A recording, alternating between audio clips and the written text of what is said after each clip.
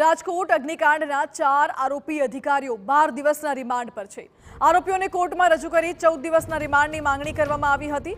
વિશેષ સરકારી વકીલ તુષાર ગોકાણીએ કોર્ટમાં ધારદાર દલીલો કરી અને 6 જૂન 2023ના દિવસે ટીઆરપી ગેમ ઝોનને નોટિસ આપવામાં આવી હતી તેવો ઉલ્લેખ પણ કર્યો। ટીઆરપી ગેમ ઝોનમાં ગેરકાયદે માળખાને હટાવવા માટે નોટિસ અપાઈ હતી।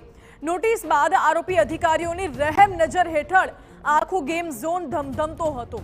નોટિસ અપાયાના 7 દિવસમાં કાર્યવાહી કરવાની હોય છે, પરંતુ છતાં એ સમય પણ કોઈ જ પગલાં લેવાયા ન હતા।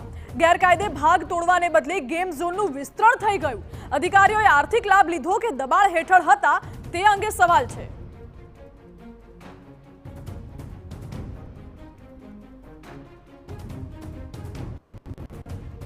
તો આ બાબતે વિશેષ સરકારી વકીલ તુષાર ગોકાણીએ કોર્ટમાં ધારદાર દલીલો કરી તે પણ આપને કહી દઈએ। 4 સપ્ટેમ્બર 2023માં આગ લાગી હતી તે વાતનો પણ ઉલ્લેખ કર્યો વકીલે અને ફાયર ઓફિસર રોહિત વિગોરાની બેદરકારીનો પણ ઉલ્લેખ કરવામાં આવ્યો।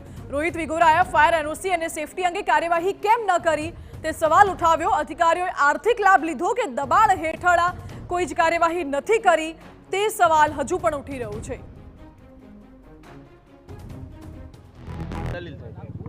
આજે 4 આરોપીને રજૂ કરવામાં આવેલા હતા, તેમાં 3 કોર્પોરેશનના હતા અને 1 ફાયર સેફટીના હતા।